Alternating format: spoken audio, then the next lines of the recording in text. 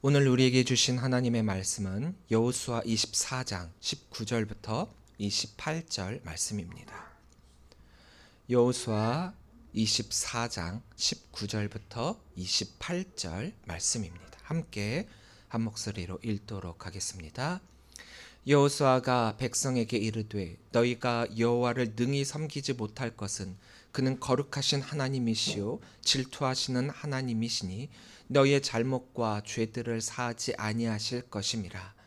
만일 너희가 여호와를 버리고 이방 신들을 섬기면 너희에게 복을 내리신 후에라도 돌이켜 너희에게 재앙을 내리시고 너희를 멸하시리라 하니 백성이 여호수아에게 말하되 아니니이다 우리가 여호와를 섬기겠나이다 하는지라. 여호수아가 백성에게 이르되 너희가 여호와를 택하고 그를 섬기리라 하였으니 스스로 증인이 되었느니라 하니 그들이 이르되 우리가 증인이 되었나이다 하더라. 여호수아가 이르되 그러면 이제 너희 중에 있는 이방 신들을 치워버리고 너희의 마음을 이스라엘의 하나님 여호와께로 향하라 하니 백성이 여호수아에게 말하되 우리 하나님 여호와를 우리가 섬기고 그의 목소리를 우리가 청종하리이다 하는지라. 그날에 여호수아가 세겜에서 백성과 더불어 언약을 맺고 그들을 위하여 율례와 법도를 제정하였더라. 여호수아가 이 모든 말씀을 하나님의 율법책에 기록하고 큰 돌을 가져다가 거기 여호와의 성소 곁에 있는 상수리 나무 아래에 세우고 모든 백성에게 이르되 보라 이 돌이 우리에게 증거가 되리니 이는 여호와께서 우리에게 하신 모든 말씀을 이 돌이 들었음이니라. 그런즉 너희가 너희의 하나님을 부인하지 못하도록 이 돌이 증거가 되리라 하고 백성을 보내어 각기 기업으로 돌아가게 하였더라. 아멘. 할렐루야. 오늘도 주의 귀한 성전에 나오신 우리 귀한 성도님들을 주님의 이름으로 사랑하고 축복합니다. 우리 옆에 계신 분들과 함께 인사 나누겠습니다. 사랑합니다. 축복합니다. 사랑합니다. 축복합니다. 인간의 기억이라고 하는 건 참 희한합니다. 내가 완벽하게 그때 그 상황과 그 모든 것들을 다 기억할 것이다 라고 여기지만 사실은 나의 기억은 굉장히 불완전하고 정확하리라 생각했던 나의 기억은 어느덧 기억의 재구성을 통해 가지고 원래의 기억과는 사뭇 다르게 나에게 저장되어 있습니다. 저도 정말 그 기억을 영원히 잊어버리지 않을 것이다 라고 여겼던 그때와 그 시간이 있었음에도 불구하고 그 순간에는 정말 마음을 기억하면서 마음으로 기억하고 몸으로 기억하고 눈물을 흘리고 결단하고 그랬었는데 시간이 지나면서 결단으로까지 이어졌던 나의 기억은 처음과 지금을 비교해보면 굉장히 다르게 변했던 것을 보게 됩니다. 그 뜨거웠던 마음은 점점 희미해지고 간절했던 그 결단은 서서히 무뎌지게 됩니다. 그리고 어느새 우리는 어느덧 그때와는 전혀 다른 마음과 모습으로 살아가고 있는 내 자신을 발견하게 됩니다. 인간은 기억으로만 살아갈 수 없는 존재입니다. 반복해서 붙들어야 되고 반복해서 돌아와야 되고 반복해서 결단해야 합니다. 이것이 바로 하나님께서 이스라엘 백성들을 통해서 계속해서 언약을 갱신하게 하신 이유가 됩니다. 신앙은 기억하는 싸움이기 때문이에요. 우리는 기억한다라고 이야기하지만 정말 우리가 의미하고 생각하는 바대로 기억하지 못하거든요. 예수님께서도 베드로에게 같은 질문을 3번 하신 적이 있습니다. 요한의 아들 시몬아 내가 이 사람들보다 나를 더 사랑하느냐? 요한의 아들 시몬아, 내가 나를 사랑하느냐? 요한의 아들 시몬아, 내가 나를 사랑하느냐? 3번을 부르셨어요. 예수님이 베드로가 본인을 사랑하는지 모르셨기 때문에 이렇게 3번이나 물으셨겠습니까? 베드로의 사랑을 확인하고자 이렇게 물으셨겠습니까? 아닙니다. 이렇게 반복적으로 질문하는 이 질문 속에는 대답하는 이로 하여금 그 답의 진실성과 의지를 점검하게 만들기 때문입니다. 그러니까 예수님께서 베드로에게 이렇게 질문하신 이것은 자기 자신을 다시금 바라보게 하시는 말씀이었던 것입니다. 정말 나를 사랑하느냐? 정말 끝까지 나를 따르겠느냐? 정말 내 삶으로 이것을 감당하겠느냐? 신앙의 결단은 감정적인 순간의 뜨거움으로 끝나서는 안 됩니다. 왜 내가 주님을 따르려고 하는지, 내가 져야 할 십자가는 무엇인지, 내 삶의 왕이 정말 하나님이신지 우리는 끊임없이 점검을 해야 해요. 특별히 오늘 말씀을 통해서는 우리가 기억 속의 신앙으로 살아가는가, 아니면 삶으로 살아내는 신앙으로 살아가고 있는가 역시도 우리는 점검해 봐야 합니다. 우리는 지금까지 사도행전 말씀을 통해서 우리가 어떠한 마음과 모습으로 그 선교의 삶을 살아가야 되는지 함께 나눴다라고 한다면, 이제는 다음 주부터 우리가 사사기를 함께 나누려고 해요. 여러 고민 끝에 제가 사사기의 말씀을 선택을 했습니다. 근데 이 사사기를 나누기 전에 오늘 여호수아 24장의 이 말씀을 먼저 짚고 넘어가야 될 이유가 있습니다. 오늘의 이 말씀은 여호수아의 마지막 설교이기도 하는데요. 이 말씀은 사사기의 실패를 막기 위한 마지막 경고이자 사사기 전체를 여는 영적 서론이기 때문입니다. 사사기는 실패한 이야기예요. 사사들의 이야기라기보다 실패한 신앙 공동체의 모습을 리더들을 통해서 또 그 백성들을 통해서 우리들에게 보여주고 있습니다. 어떻게요? 하나님을 잊어버린 백성이 어떻게 무너지는가 말입니다. 그들이 왜 신앙이 실패하고 무너지게 되었는가? 그 출발점에 있는 말씀이 오늘 본문의 말씀이라는 거예요. 사사기의 말씀은 한 문장으로 요약을 할 수 있습니다. 사사기의 맨 끝에 있는 사사기 21장 25절의 말씀인데요. 그때에 이스라엘의 왕이 없으므로 사람이 각기 자기의 소견에 옳은 대로 행하였더라. 이 말씀이 사사기의 전반적인 큰 주제가 되고 있어요. 이 말씀은 단순히 질서가 없었다라는 게 아니에요. 인간의 왕이 없는 정치적인 혼란을 뜻하는 것도 아닙니다. 진짜 왕이신 하나님을 잃어버린 신앙의 상태를 말하고 있어요. 하나님은 계셨습니다. 율법도 있었고요. 그들은 그 하나님께 제사도 했습니다. 성막이 있었고요. 그곳에서 하나님을 만났습니다. 그런데 문제는 그들이 그 하나님을 안 믿는 게 아니라 하나님을 제대로 섬기지 않았다는 데 있었다라는 거예요. 사사기의 실패는 갑자기 시작된 것이 아닙니다. 오늘 본문은 사사기의 원인을 말씀해 주시고 계세요. 왜 이스라엘은 무너지고 있는가? 왜 백성들은 하나님의 백성이라고 하는 그 이스라엘이 자기의 소견대로 살게 되었는가? 왜 언약 백성이 우상을 섬기게 되었는가? 그 시작이 바로 오늘 본문 안에 있다라는 거예요. 여호수아는 죽음을 앞두고 마지막 설교를 하게 됩니다. 그리고 가장 먼저 이렇게 이야기를 해요. 14절입니다.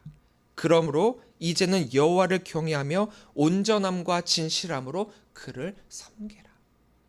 지금 여호수아 앞에 있는 이스라엘 백성들은 본인들 스스로는 하나님을 너무나도 잘 섬기고 있다 여기고 있는 이들이에요. 그런데 여기서 중요한 단어 두 가지가 나오죠. 온전함과 진실해라. 진실해라. 왜 이런 말을 합니까? 이들은 이미 하나님을 믿는 자들입니다. 하나님을 따르는 자들이에요. 그런데도 그 하나님을 온전하게 섬기라라고 말하고 있습니다. 이유는 이거예요.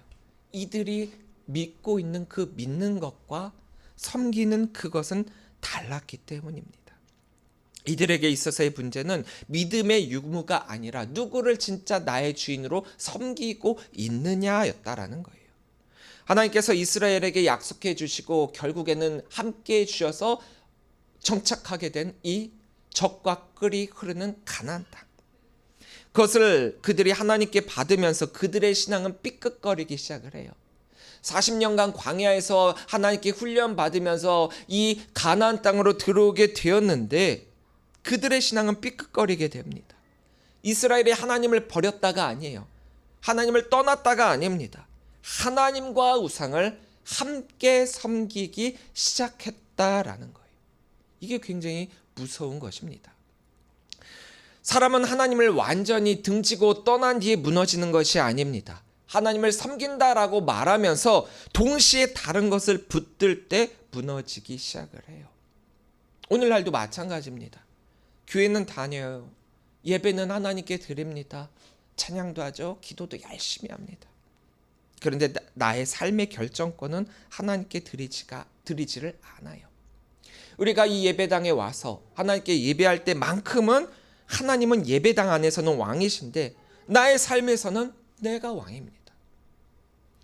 돈 앞에서는 물질이 왕이고요. 감정 앞에서는 내 자존심이 왕입니다. 또 관계 속에서는 사람들이 왕이 되고 있어요. 그래서 하나님을 믿는 것은 뭐 어찌어찌 하고는 있는데 그 하나님을 진심으로 섬기는 그것은 어렵다라는 거예요. 섬긴다는 것은 나의 주권을 드린다라는 것인데 그렇게 하지 못하기 때문입니다. 여호수아는 그걸 너무나도 잘 알고 있었어요. 그래서 15절에서 이렇게 이야기를 합니다. 너희가 섬길 자를 오늘 택하라. 택하라. 사람은 절대로 무엇도 섬기지 않은 상태로는 살 수가 없어요. 누군가를 섬기게 되어 있다라는 거고 거기에는 반드시 왕이 존재한다라는 거죠. 돈이 왕이 되든 성공이 왕이 되든 또 감정이 왕이 되든 사람이 왕이 되든 욕망이 왕이 되든 무엇인가가 그 중심에 자리를 잡고 있습니다. 사사기의 핵심은 왕이 없다가 아니에요.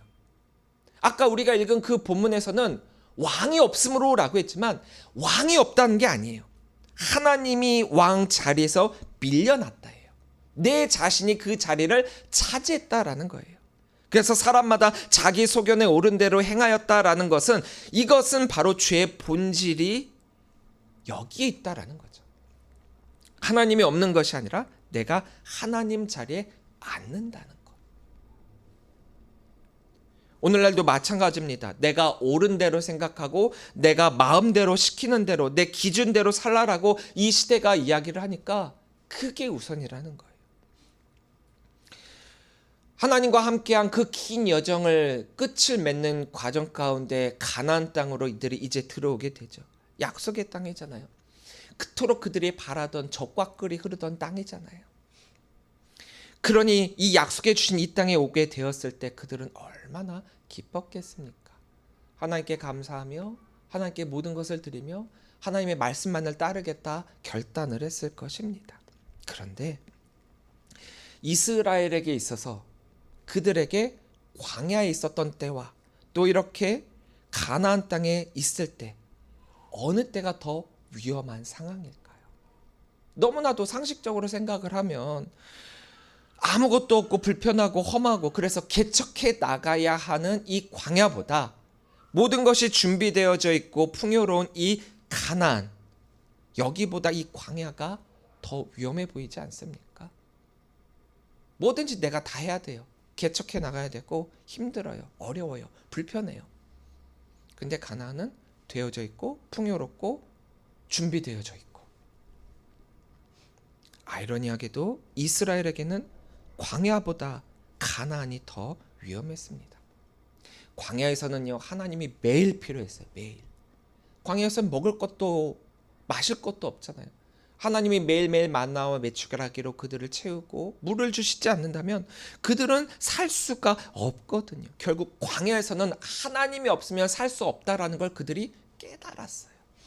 늘 하나님께 간구합니다. 늘 하나님께 바라고 하나님 없으면 안 된다라는 걸 깨달았지만 그런데 가나안은 달라요. 땅이 있죠. 집이 있죠. 곡식이 있죠. 농사할 수 있죠. 이제는 더 이상 떠돌아다닐 필요가 없는 정착이 시작이 됩니다. 풍요로움이 왔습니다. 그런데 그 순간부터 그들은 영적 긴장이 풀리게 됩니다. 사람은 고난보다도 풍요 속에서 더 쉽게 무너집니다. 왜냐하면 풍요는 하나님 없이 살 수 있다라고 우리들에게 속삭이기 때문이에요. 그래서 하나님은 가나안 땅에 들어가기 전부터 계속해서 말씀하셨어요. 너희가 그 땅에 들어가게 될 때 그곳에 있는 우상을 제거해라. 그 땅에 거하고 있는 가나안 족속들과 타협하지 말아라. 그들의 신을 섬기지 말아라. 엄청나게 강조하셨어요. 왜 이렇게 수도 없이 강조했느냐? 이것이 분명하게 이스라엘을 무너뜨릴 것임을 하나님은 아셨기 때문이에요. 환경은 반드시 사람을 물들이기 때문입니다. 그런데 결국 이스라엘은 가나안 땅은 정복했지만 가나안의 문화에 정복당했습니다. 사사기의 모든 실패는 여기서 시작이 돼요. 물론 처음에는 작은 타협이었습니다. 우상을 아주 조금 남겨뒀고요. 또 죄를 조금만 허용했고 거룩은 조금만 포기했으며 예배는 조금만 무너졌습니다. 티도 안 날 정도의 아주 지극히 작은 정도라는 거예요. 누가 정말 뚫어지게 바라보고 그것만 지켜보고 있지 않으면 티도 안 나는 그런 정도의 흠이었어요. 그런데 말입니다. 이 지극히 티도 안 날 정도의 것들이 결국 이스라엘 나라 전체를 무너뜨리게 됩니다. 버려야 할 것을 버리지 않으면 결국 그것이 우리를 지배하게 됩니다. 여호수아 앞에서 이스라엘 백성들은 커다란 결단을 해요. 16절입니다. 백성이 대답하여 이르되 우리가 결단코 여호와를 버리고 다른 신들을 섬기기를 하지 아니하오리니. 18절입니다. 그러므로 우리도 여호와를 섬기리니 그는 우리 하나님이심이니이다. 24절입니다. 백성이 여호수아에게 말하되 우리 하나님 여호와를 우리가 섬기고 그의 목소리를 우리가 청종하리이다 하는지라.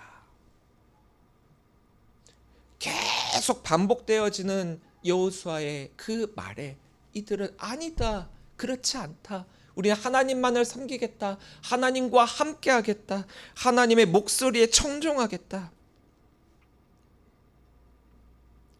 이스라엘은 과거에 자신들의 조상들과 하나님이 어떻게 함께 하셨는가, 또 어떻게 그들을 구원하셨는가, 그 말씀에 순종하는 것이 무엇을 의미하는지 잘 알고 있었어요. 잘 들어왔고 또 몸소 경험도 했죠. 그런데 이렇게 가나안 땅에 들어서 언약 갱신을 함과 동시에 그들이 그렇게 하겠다고 결단을 하게 되지만, 그래서 이 장면만 보면은 이스라엘이 크게 깨달아갖고 여호수아의 이 말에 동의하며 결단하면서 하나님만을 섬기는 민족으로 거듭나겠구나라고 우리가 기대할 수 있겠지만, 제가 아까 말씀드렸다시피 사사기의 실패의 원인이 여기 있다라고 했죠. 이 말씀을 잘 지켰다라고 하면 사사기는 실패가 아니에요. 근데 사사기가 실패할 수밖에 없었던 그 이유가 이 말씀을 그들이 지키지 않았다라는 거죠. 이들의 결단에 여호수아는 이러한 대단한 결단 앞에서 초치는 말을 합니다. 19절인데요. 여호수아가 백성에게 이르되 너희가 여호와를 능히 섬기지 못할 것은 그는 거룩하신 하나님이시요 질투하신 하나님이시니 너희의 잘못과 죄들을 사하지 아니하실 것임이라. 아니, 하나님을 섬기겠다라고 그렇게 결단을 했는데 여호수아는 이스라엘 백성들에게 하나님을 제대로 섬기지 못할 것을 전제로 이 말을 하게 됩니다. 왜 이런 말을 여호수아가 하게 됩니까? 인간의 결심이 얼마나 쉽게 무너지는지 그는 알았기 때문이에요. 또 사사기를 보면 결국 여호수아의 말대로 그대로 이루어지게 되지 않습니까? 감동은 오래가지 않습니다. 은혜를 받는 것, 끝까지 순종하는 것 다르다라는 거예요. 눈물 흘리는 것과 삶이 바뀌는 것은 다릅니다. 그래서 사사기의 비극은 어느 한 순간에 이뤄진 게 아니라 결단이 삶이 되지 못했기 때문에 이뤄졌다라는 거예요. 오늘날 성도들도 마찬가지입니다. 예배 시간에는 결단해요. 내 마음이 뜨거워졌을 때는 결단합니다. 주님만 따르겠습니다. 순종하겠습니다. 거룩하게 살겠습니다. 주님이 나의 주인이 되십니다. 라고 결단을 하는데, 문제는 이 교회 밖을 넘어서는 그 순간 월요일만 되면 또다시 자기 방식으로 살아간다라는 거예요. 주일에 교회에 와서 예배를 하고 찬양을 할 때 뜨거운 그 마음으로 난 이렇게 살아야지 결단은 하는데, 그것은 감정으로만 그치게 된다라는 거예요. 이스라엘 백성들이 이러한 외침과 결단이 삶으로까지 이어졌다라고 한다면 사사기는 실패를 경험할 이유가 전혀 없습니다. 지금 이들의 이 외침처럼 하나님을 온전히 섬겼다라고 한다면 아무 문제가 되지 않는데 결국 그들의 삶으로 나타나지 않았기 때문에, 삶으로 살아내지 못했기 때문에 그들은 쓰디쓴 실패를 맛보게 된 것입니다. 26절부터 27절입니다. 여호수아가 이 모든 말씀을 하나님의 율법책에 기록하고 큰 돌을 가져다가 거기 여호와의 성소 곁에 있는 상수리 나무 아래에 세우고 모든 백성에게 이르되 보라, 이 돌이 우리에게 증거가 되리니 이는 여호와께서 우리에게 하신 모든 말씀을 이 돌이 들었음이니라. 그런즉 너희가 너희의 하나님을 부인하지 못하도록 이 돌이 증거가 되리라 하고. 결단은요, 기억이 아닙니다. 삶으로 살아내는 거예요. 그래서 여호수아는 돌을 세웁니다. 왜 돌을 세웠느냐? 사람은 쉽게 잊어버리기 때문이에요. 아까도 말씀드렸다시피 신앙은 기억하는 싸움이다라고 했습니다. 하나님이 어떤 분이신지, 내가 누구인지, 무슨 언약을 했는지 잊어버리면 사람은 반드시 무너지게 되어 있어요. 잊지 않도록 우리는 부단히 계속해서 반복하고 노력해야 되는데, 그럼에도 불구하고 우리의 기억은 유한적이고 불완전하기 때문에 자꾸 잊어버린다는 거예요. 사사기의 비극도 결국 여기에서 시작이 됩니다. 여호와를 알지 못하는 세대가 일어난다. 하나님의 말씀, 하나님의 이야기, 하나님의 능력, 하나님의 은혜를 듣지 못한 세대가 아니에요. 들었어요. 부모로부터 하나님은 이랬다라는 것, 우리가 이런 경험을 했다라는 것, 이런 은혜를 받았다라고 하는 거, 그들은 다 들었어요. 그런데 자신의 하나님은 만나지 못한 거예요. 부모로부터 신앙은 물려받았는데, 부모로부터 하나님을 믿는 것, 신앙하는 것, 섬기는 것, 무엇인지 다 들었는데 자동적으로 결단이 나의 삶으로 이어지지 못했다라는 거예요. 그래서 매 세대마다 다시 선택해야 된다라는 겁니다. 출애굽을 했을 당시 모세와 함께 했었던 그 이스라엘 백성들과 하나님께서는 계속해서 언약을 갱신하셨어요. 출애굽 1세대, 1.5세대, 2세대, 3세대. 그들과 계속 언약을 갱신합니다. 왜요? 매 세대마다 그들이 경험해야 하는 하나님을, 그들이 만나야 하는 하나님을, 그들이 직접 관계를 맺어야 하는 하나님을 그들이 삶으로 결단해야 되기 때문이었죠. 사사기를 읽으면 패턴이 계속 반복됩니다. 죄를 짓고 우상을 섬겨요. 하나님이 징계함으로 그들이 고통당합니다. 그래서 그들이 부르짖어요. 하나님이 사사를 보내 회복하지만 또다시 무너집니다. 그런데요, 이게 사사기만의 패턴일까요? 아닙니다. 구약 전체에 나타난 이스라엘 역사 가운데 이 패턴은 계속 멸망할 때까지도 반복되고 있다라는 거예요. 아이러니하지 않습니까? 역사를 우리가 깨닫는다라고 하는 것은 잘못을 반복하지 않기 위해서인데, 그들이 하나님을 떠난 그 순간 받게 될 고난과 핍박과 아픔을 그들은 스스로 깨달았으면서도 불구하고, 그래서 하나님만을 섬겨라, 하나님만을 택하라 라고 했었던 이 여호수아의 이 말씀에 그들이 이렇게 결단했음에도 불구하고 그들이 삶으로 살아내지 못한 이 결단은 결국 무너진다라는 거예요. 왜 하나님은 이런 실패를 계속해서 성경에 남기시고 계시는 것일까요? 바로 우리들에게 이것을 보여주기 위함입니다. 인간은 스스로 자기 자신을 구원할 수 없다는 걸 말입니다. 사사기에는 많은 사사들이 나옵니다.